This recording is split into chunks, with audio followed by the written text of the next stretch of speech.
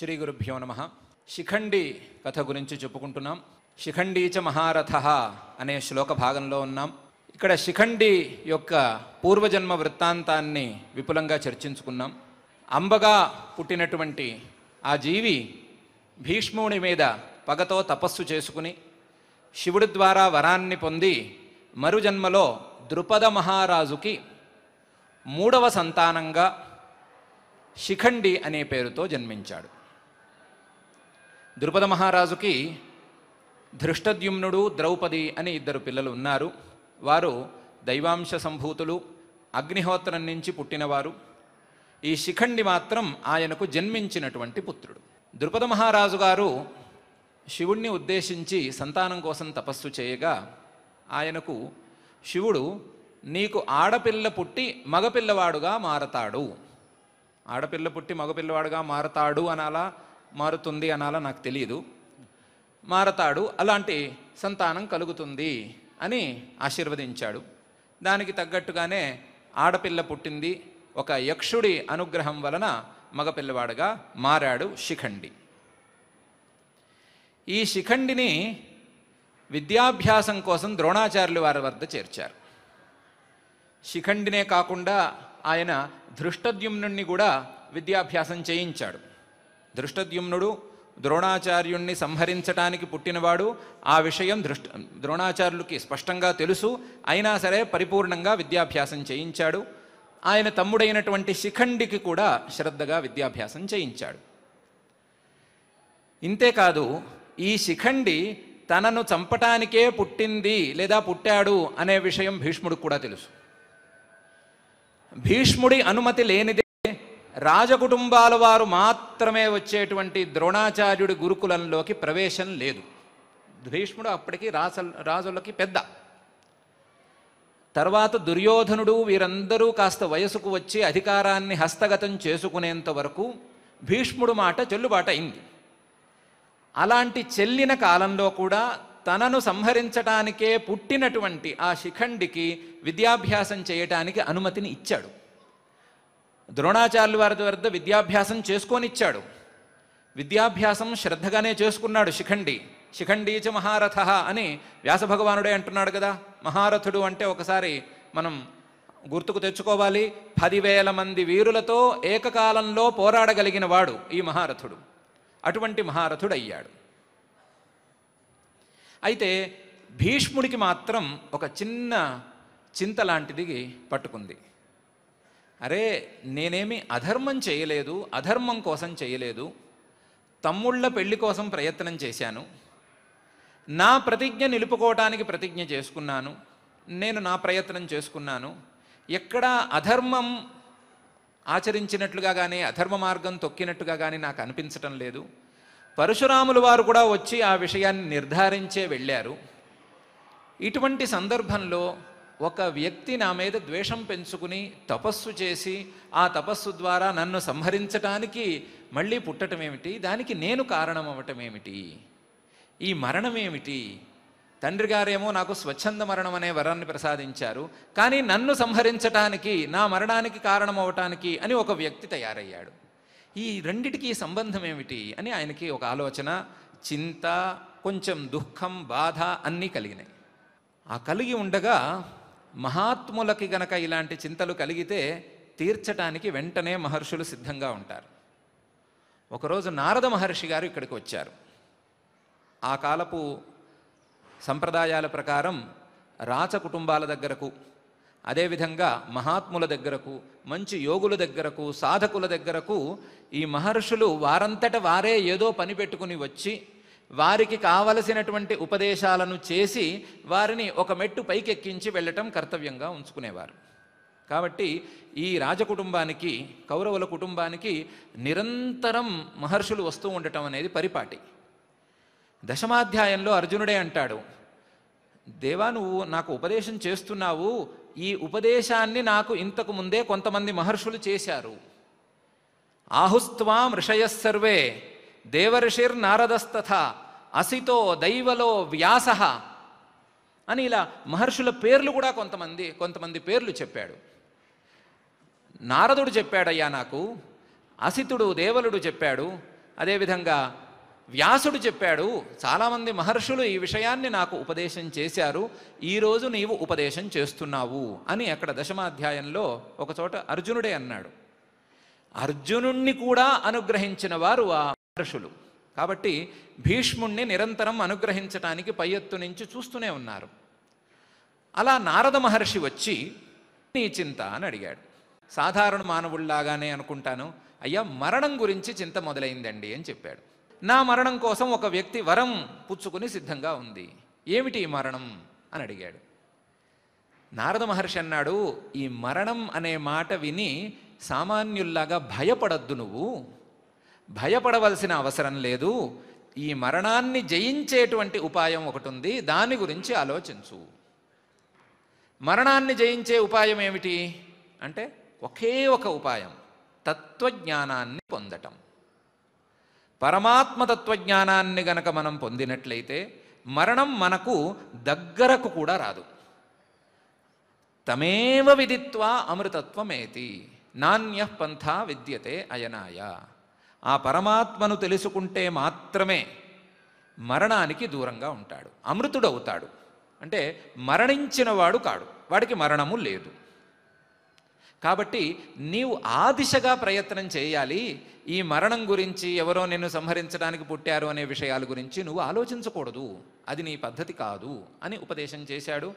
ఎలా ఆలోచించాలి, ఏ రకంగా సాధన చేయాలి అని మెళకువలు కూడా కొన్ని ఆయన ఉపదేశం చేశాడు.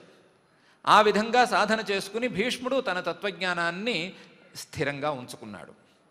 మనం నిన్నే అనుకున్నట్లుగా ఈ ఇన్సిడెంట్, అంబా అనే ఇన్సిడెంటు భీష్ముడి యొక్క ప్రథమ వయస్సులో అయింది. సుమారుగా 20-30 ఏళ్ళకి అయి ఉండొచ్చు, కొన్ని 40 ఏళ్ళకి సుమారుగా అయి ఉండవచ్చు. అక్కడి నుంచి ఆయన 240-250 ఏళ్ళు బతికాడు. ఈ 200 ఏళ్లలో ఆయన తన సాధనను బాగా స్థిరంగా చేసుకుని ఆత్మతత్వజ్ఞానాన్ని పొందేటువంటి ఉపాయాలన్నిటినీ అనుసరించి తత్వజ్ఞానాన్ని పొందాడు. ఈ సందర్భంలో మనకు ఇంకొక సందేహం కూడా రావచ్చు, భీష్ముడు చేసింది తప్ప అవునా కాదా? నేను ఒక ప్రశ్న వేయొచ్చు మిమ్మల్ని, భీష్ముడు మనిషా కాదా? మహాత్ముడే, మనిషి అవునా కాదా? ఈ లోకంలో మనుష్యుల్లో తప్పు చేయని వాళ్ళు అనేవాళ్ళు ఉన్నారా? నాకు తెలిసి ఒకడున్నాడు. ఎవరంటే పరమాత్మ. ఏ విధంగానూ తప్పు చేయకుండా మొత్తం తన ప్రవృత్తినంతటినీ లోకక్షేమం కోసం లెక్క చేసేది, తన ప్రవృత్తిని మొత్తం లోకక్షేమానికి ఉపయోగించేది పరమాత్మ మాత్రం. అందులో ఎవరికీ సందేహం లేదు. భీష్ముడు మనిషే కదా, ఒకవేళ తప్పు చేశాడే అనుకుందాము, దిద్దుకోవడానికి అవకాశం ఆయన పొందాడు కదా నారదాది మహర్షుల ద్వారా. మరణ భయాన్ని పొందాడు, ఆ బాధని దాన్ని అనుభవించి దాన్ని దాటటానికి ఆయన ప్రయత్నం చేసుకున్నాడు. అది భీష్ముడి యొక్క మహాత్మ లక్షణం. మహాత్ముడు అని ఎందుకు అనుకుంటున్నాం భీష్ముడిని? మహాత్ముడు అని మనం మనుషుల్నే అనుకుంటాం, గొప్పవాడు అని. పరమాత్మ మహాత్ముడు అనట్లేదు మనం. ఎక్కడైనా మహాత్ముడైనటువంటి పరమాత్మ అంటున్నామా? అక్కర్లా, పరమాత్మ అంటే చాలు, అన్నీ సరిపోతాయి. కాబట్టి ఈయన మహాత్ముడు ఎలా అయ్యాడు అనేది కూడా ఇందులోంచి మనం తెలుసుకోవాల్సిన విషయం. ఎలా అయ్యాడు అంటే ప్రతి సంఘటనని, ప్రతి విషయాన్ని కూలంకషంగా పరీక్షించుకుని ఇందులో నాదేమైనా పొరపాటు ఉందేమో, దానికి నేను తీసుకోవలసిన జాగ్రత్త ఏదైనా ఉందేమో, పెద్దలు చెప్పినట్లుగా దాన్ని చేయవలసిందే అనే నిర్ణయంతో ఉన్నవాడు ఈ భీష్ముడు. అందువల్ల ఆయన మహాత్ముడు అయ్యాడు. ఇలా భీష్ముడు సాధనలో ఉన్నత స్థాయికి వెళుతున్నాడు. భీష్ముడిని సంహరించటానికే ఇంకొక జీవి సాధనలో తన సమయాన్ని వ్యర్థం చేసుకుంటూ ఉన్నది. ఇలా అవ్వగా యుద్ధం అనేది వచ్చింది. మహాభారత యుద్ధం ఇది వచ్చింది. ఇక్కడే శిఖండీచ మహారథ ఎదురుకుండా నుంచునున్నాడు శిఖండి. ఇది అయిన తర్వాత ఏమైంది? శిఖండికి భీష్ముడికి జరిగినటువంటి ఈ ఒక పోట్లాటలో లేదా తగాదాలో ఎవరు పై చేయి సాధించారు అనే విషయాన్ని ఆలోచించుకుంటే, భీష్ముడు 10 రోజుల పాటు చాలా తీవ్రమైన యుద్ధం చేశాడు. భీష్ముడికి ఒక నియమం ఉంది, లేదా ఒక వరం ఉంది. ఆయన యుద్ధంలో అస్త్రం పట్టి ఉండగా ఆయన్ని గెలగలిగిన వాడు ఎవడూ లేడు. అది అర్జునుడే కావచ్చు, మరొకరే కావచ్చు. పరమాత్మ ఆయనకు ఎదురుగుండా నుంచుంటే ఎవరు గెలుస్తారు అనే ప్రశ్నకి సమాధానం మనకు దొరకలేదు. పరమాత్మే ఒకసారి చక్రం ఎత్తాడు కానీ అది క్యాన్సిల్ అయిపోయింది ఆ ఆట. కాబట్టి పరమాత్మకు భీష్ముడికి మధ్య ఒకవేళ యుద్ధం వస్తే ఎవరు గెలుస్తారో మనం చెప్పలేమేమో కానీ భీష్ముడు ఉండగా మరొక వీరుడు గెలవటానికి అవకాశం లేదు. అట్లాంటి వీరుడు ఆయన అధర్మపక్షానే నుంచుని ఉన్నాడు, ధార్మికంగా యుద్ధం చేస్తున్నాడు. యుద్ధం చేస్తూ ఉండగా వీళ్ళు పాండవులు గెలిచేదెట్లా? పరమాత్మకి లక్ష్యమైనటువంటి ధర్మానికి విజయం సిద్ధించేదెట్లా? అందువల్ల పరమాత్మ పాండవులను ప్రోత్సహించి భీష్ముడి దగ్గరకు తీసుకువెళ్ళాడు.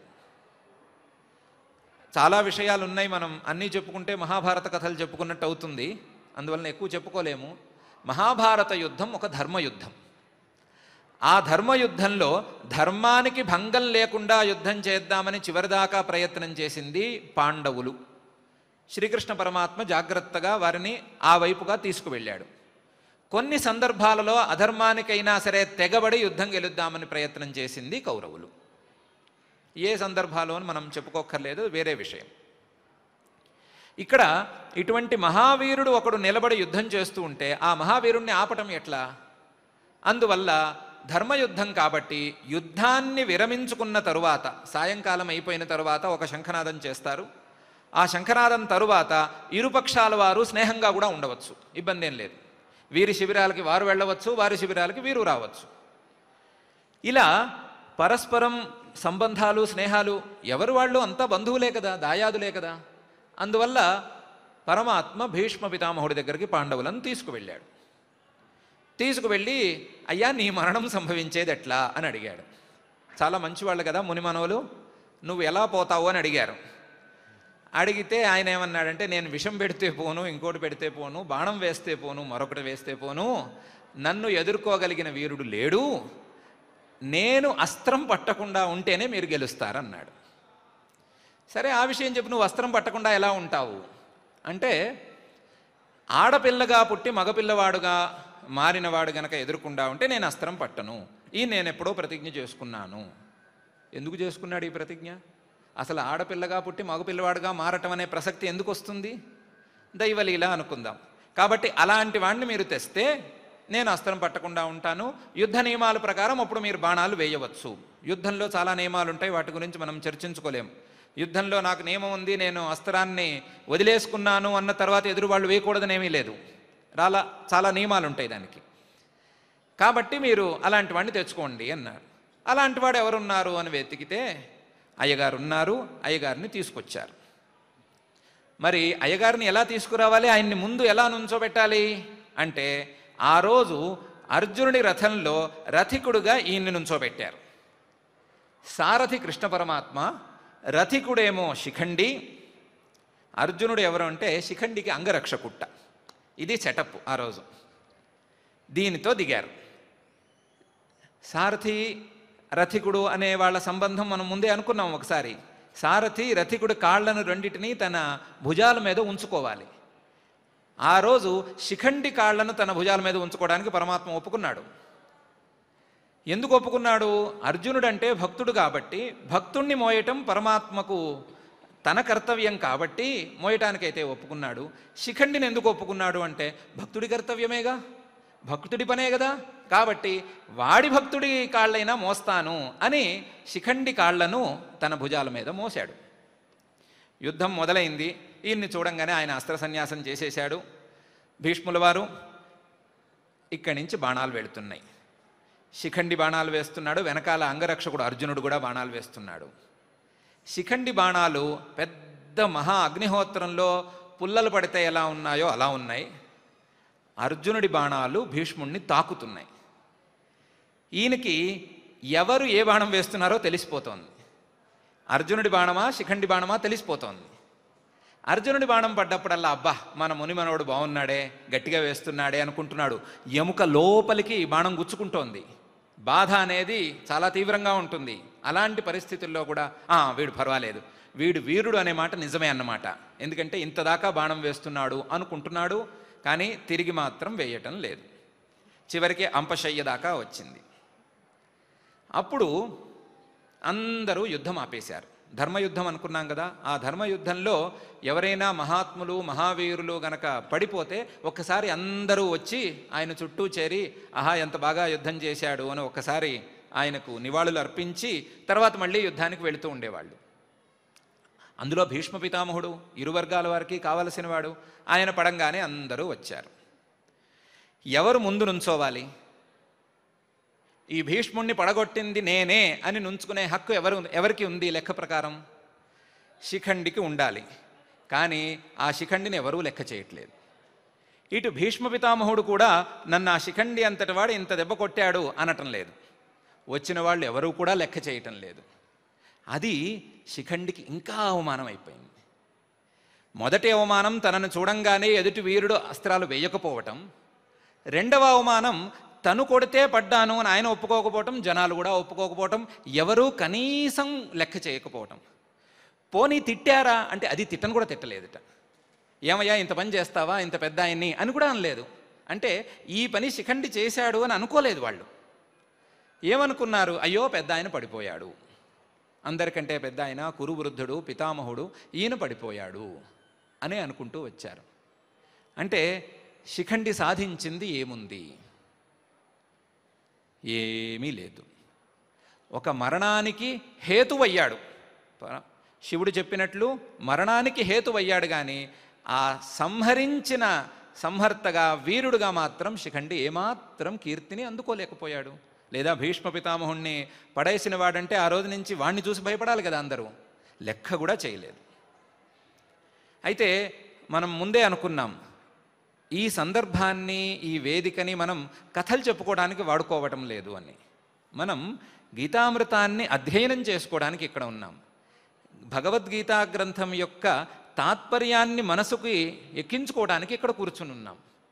కాబట్టి ఈ శిఖండి కథకు మన భగవద్గీతకు సంబంధం ఏమిటి? ఎందుకు వ్యాస భగవానుడు అసలు శిఖండీచ మహారథ అని అన్నాడు? ఆయన శంఖం పూరిస్తే ఎందుకు, పూరించకపోతే మనకేమిటి అనే ప్రశ్నలు వస్తాయి. ఈ ప్రశ్నలకి సరి అయిన సమాధానం భగవద్గీతలోనే ఉంది. ద్వితీయాధ్యాయంలో స్థితప్రజ్ఞ లక్షణాలు అని కొన్ని చెప్పబోతున్నాడు పరమాత్మ. అందులో ఒక సందర్భంలో పరమాత్మ ఇలా చెప్తాడు, సంగాత్ సంజాయతే కామః, కామాత్ క్రోధోభిజాయతే, క్రోధాత్ భవతి సమ్మోహః, సమ్మోహాత్ స్మృతి విభ్రమః, స్మృతిభ్రంశాత్ బుద్ధినాశః, బుద్ధినాశాత్ ప్రణశ్యతి.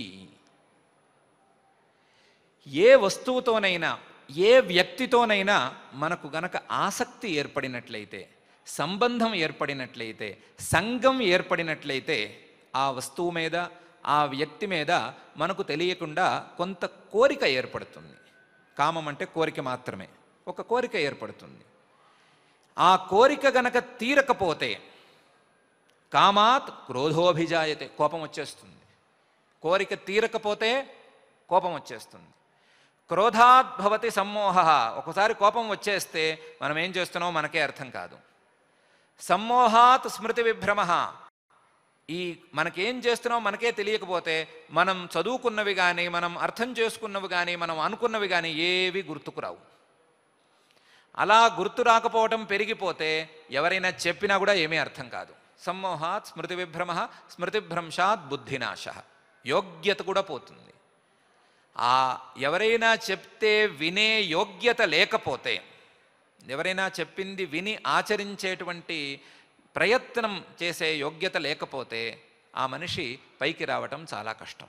మళ్ళీ యోగ్యత తెచ్చుకోవాలి, పైకి రావాల్సిందే, ఇంతే. ఇక్కడ ఈ శిఖండి విషయంలో ఏం జరిగింది అంటే, పోనీ అంబ విషయంలో అనుకుందాం.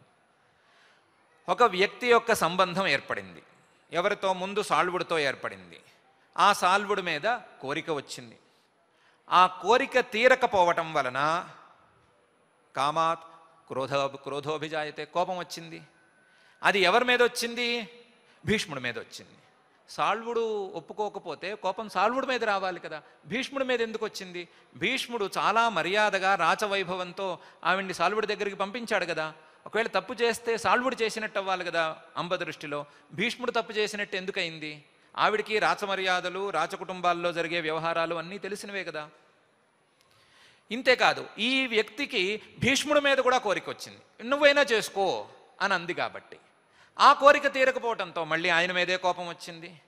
ఆ తర్వాత ఆ దశ దాటి దాటి దాటి ఎంతవరకు వెళ్ళింది? పరశురాముడు చెప్పాడు, గంగాదేవి చెప్పింది, శివుడు కూడా సూచన చేశాడు. ముగ్గురు చెప్పినా సరే వినేటువంటి యోగ్యత, విని అర్థం చేసుకునేటువంటి యోగ్యత లేకపోయింది. లేకపోవటం వల్ల నష్టపోయింది. మరి భీష్ముడు ఇలాంటి వాడు కాడా? భీష్ముడు కూడా ఇలాంటి పరిస్థితిని ఎదుర్కొన్నాడు. ఆయన తండ్రి గారికి మాట ఇచ్చాడు, రాజ్యాన్ని, ఇక్కడ ఉండేటువంటి సంతానాన్ని రక్షిస్తాను అని. ఆ మాట ప్రకారం రాజ్యాన్ని రక్షిస్తూ ఉన్నాడు. తమ్ముళ్ళకి పెళ్లి కావాలి అని కోరుకున్నాడు. తమ్ముళ్లతో సంబంధం వచ్చింది ఆయనకు కూడాను. ఆ సంబంధం వలన ఆయనకి తమ్ముళ్ళకి పెళ్లి కావాలి, వీళ్ళకి పిల్లలు పుట్టాలి, వాళ్ళకి పిల్లలు పుట్టాలి అని అనుకున్నాడు. అక్కడ ఆ కోరిక దగ్గర కొంచెం వికటించింది, అంబ విషయంలో వికటించింది, చివరిదాకా వెళ్ళింది. కానీ ఆయన అంబ మీద కానీ శిఖండి మీద కానీ కోపం పెంచుకున్నాడా? పెంచుకోలేదు. పెంచుకోకపోగా ఆ సందర్భంలో తను చింతపడి ఆ చింతను తీర్చుకోవడానికి నారద మహర్షి చెప్పిన ఉపాయాన్ని అనుసరించాడు. ఆయనకి బుద్ధి ఉంది. బుద్ధి అంటే ఎదుటివాళ్ళు చెప్పే విషయాన్ని విని అర్థం చేసుకుని ఆచరించగలిగిన యోగ్యత ఉంది. కాబట్టి ఆయన వినాశం వైపుకు దారి తీయలేదు, ఆయన నష్టపోలేదు. ఎందుకు నష్టపోలేదు అంటే ఈ స్వభావం వలన నష్టపోలేదు. అది ఈ కామము, క్రోధము ఇవన్నీ ఇంత సులభంగా కూడా ఉండవు. కామ ఏష క్రోధ ఏష రజోగుణ సముద్భవ మహాశనో మహాపాప్మ విద్యేన మిహవైరిణం అని ఒకచోట భగవానుడే చెప్తాడు. కామం తీరకపోతే వచ్చేటువంటి క్రోధము, కోరికలు తీరకపోతే వచ్చేటువంటి కోపము, ఈ రెండు రజోగుణము యొక్క స్వభావాలు, రజోగుణము యొక్క పరిణామాలు. రజోగుణం మార్పు చెందితే ఇలాంటి పరిస్థితి వస్తుంది. ఒకవేళ మనం ఆ రజోగుణం దగ్గరే ఉండిపోతే నిరంతరం కామం క్రోధం దగ్గరే ఉండిపోతూ ఉంటాము. క్రమంగా మనకే తెలియకుండా తమోగుణం వైపు, అజ్ఞానం వైపు, మోహం వైపు జారిపోతాం. అలా కాకుండా విద్యేన మిహవైరిణం అని పరమాత్మ చెప్పినట్లుగా గనక మనం ఎంతో కొంత ఆచరించుకోగలిగినట్లయితే ఈ రజోగుణం నుంచి పైకి సత్వగుణం పైకి ఎగబాకుతాం. సత్వము, రజస్సు, తమస్సు అనేది తొందరలోనే వస్తుంది. ఇప్పుడే కంగారు పడద్దు. మనము దాని గురించి మనం విపులంగా కూడా చర్చించుకుందాం. ఇలా భీష్ముడు రజోగుణం నుండి కామం, చిన్న కామం, కోరిక ఎలా ఉన్నా కోరికే, ఏ విషయంలో ఉన్నా కోరికే, చిన్న విషయం నుండి రజోగుణం నుండి ఆయన సత్వం వైపు దారి తీశాడు. ఈ అంబ లేదా శిఖండి రజోగుణం నుండి తమోగుణం వైపుకు వెళ్ళింది. ఇందువల్ల నష్టపోయింది అనే విషయం చెప్పడానికే మనం ఇక్కడ ఉన్నాము. వాళ్ళు ఏం తగాదాలు ఆడుకుంటే మనకెందుకు? మనం ఎందుకు కూర్చున్నాం ఇక్కడ? వాళ్ళ తగాదాలు తీర్చడానికి కాదు కదా. అంబకి భీష్ముడికి తగాదా ఉంది. మనం ఆ తగాదాలో ఇటు అంబని ఇటు భీష్ముడిని నుంచోబెట్టి నువ్వు తప్పు చేశావు అని వాళ్ళిద్దరి మధ్య న్యాయ పోరాటానికి మనం కూర్చున్నామా? మనకు ఆ విషయంలో సంబంధం లేదు. అది వేరే వ్యవస్థ. దాన్ని వేరే రకంగా చూడాలి, వేరే రకంగా అధ్యయనం చేసుకోవాలి. మనం అర్థం చేసుకోవాల్సింది ఎవరు ఏ గుణాన్ని అనుసరించి ఉన్నారు. అంబ ఏ గుణంలో ఉంది, భీష్ముడు ఏ గుణంలో ఉన్నాడు. మనం అంబను అనుసరించాలా, భీష్ముడిని అనుసరించాలా? ఇప్పుడు చెప్పండి, అంబను అనుసరించాలా, భీష్ముడిని అనుసరించాలా? సందేహమే లేదు, భీష్ముడినే అనుసరించాలి. కాబట్టి భీష్ముడు మహాత్ముడు, ఆయన్ని మనం అనుసరించాలి అని అనుకుంటున్నాం. ఈ విషయాలని సూచన చేయటం కోసం మీరు తొందరపడి ఒకసారి కోరిక కలిగితే ఆ కోరిక తీరకపోతే కోపం వస్తే మాత్రం అలర్ట్ అవ్వండి. కోపం వస్తే ఒక్కసారి ఆలోచించుకోండి, ఎందుకు వస్తోంది నాకు కోపం, ఏంటి నా కోరిక తీరకపోతే నా కోపం వచ్చేస్తుందా అని ఒక్కసారి ఆలోచించుకోండి. ఆలోచించుకుంటే ఏం చెయ్యాలో మీకు తెలుస్తుంది. ఇదే ఆలోచన అంబ ఒక్కసారి చేసి, నాకు ఎంత బాధగా ఉందంటే అంబ మీద, ఒక్కసారి నన్ను అడిగి ఉంటే సలహా, అమ్మా నువ్వు ఏమీ మనసులో పెట్టుకోవద్దు, శివుణ్ణి ఉద్దేశించి తపస్సు చెయ్యి, ఆ సాళ్వుడు నాకు పతిగా రావాలి, ఆ సాళ్వుడు నన్ను ఒప్పుకోవాలి అని తపస్సు చెయ్యి. చక్కగా శివుడు వచ్చాడు, నిన్ను అనుగ్రహించాడు, మేమందరం నీ కీర్తిని దశ దిశలా వ్యాపింపజేస్తాం అని చెప్పి ఉండేవాడిని. నన్ను అడక్కపోవటమే ఆవిడ చేసిన తప్పు. కాబట్టి ఈ విషయంలో మనమందరం అర్థం చేసుకోవాల్సిన ఒకే ఒక విషయం, సత్వగుణం వైపు మనం దారి తీయాలి. దానికి పరమాత్మ చెప్పినటువంటి ఉపాయాన్ని జాగ్రత్తగా ఆ సమయంలో అనుసరించాలి.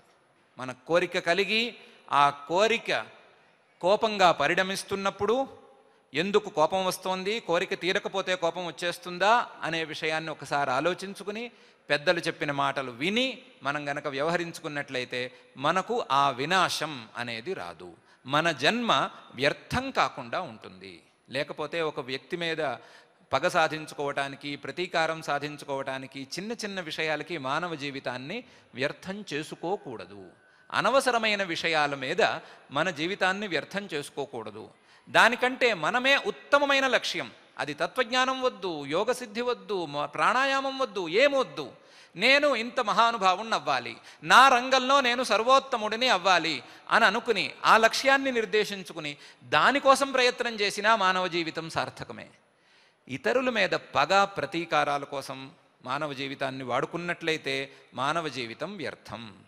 ఇంకా చెప్పాలంటే ఈ పగ ప్రతీకారాలు జంతువులు కూడా ఉండవేమో. ఎదురుకుండా కనిపిస్తే పొట్టాడుకుంటాయి. నిరంతరం వాటి గురించే ఆలోచించే అలవాటు జంతువులకు కూడా ఉండదేమో. కాబట్టి మనకి మాత్రమే దక్కినటువంటి జ్ఞానశక్తిని మనం మన అభ్యున్నతి కోసం వాడుకోవాలి, మన హ్రాసం కోసం వాడుకోకూడదు అని చెప్పటానికే ఈ సందర్భాన్ని మనం అర్థం చేసుకోవాలి. అర్థం చేసుకుని ఏ దశలోనూ తపస్సును లేదా మన శక్తిని వ్యర్థం చేసుకోకూడదని కూడా ఈ సందర్భంగా మనం అర్థం చేసుకుని గ్రంథంలో మనం పైకి వెళదాం.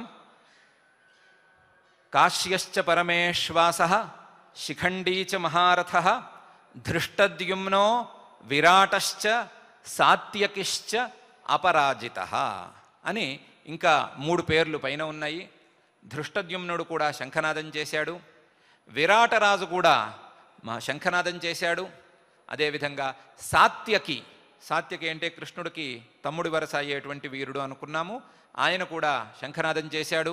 సాత్యకి ఒక విశేషణం కూడా ఉంది, అపరాజితః, ఆయనకి పరాజయం లేదు. మహాభారత యుద్ధం అయిన తర్వాత కూడా మిగిలినటువంటి అతి కొద్ది మంది వీరుల్లో సాత్యకి కూడా ఒకడు. కాబట్టి ఆ సాత్యకిశ్చ అపరాజితః, వీరు ముగ్గురు కూడా శంఖనాదాలను చేశారు.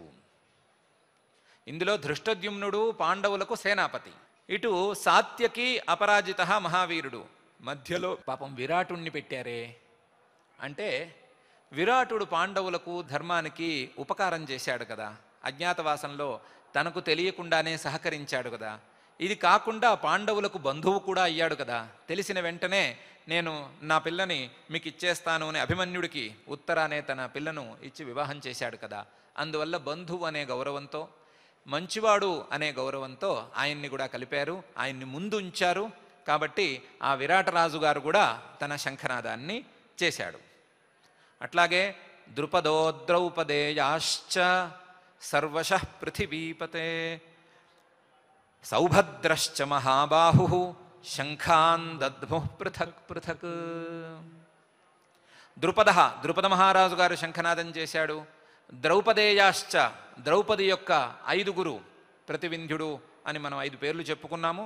ఆ 5 పేర్లు కలిగినటువంటి ద్రౌపదీ పుత్రులు 5గురు కూడా అక్కడ శంఖనాదాలను చేశారు.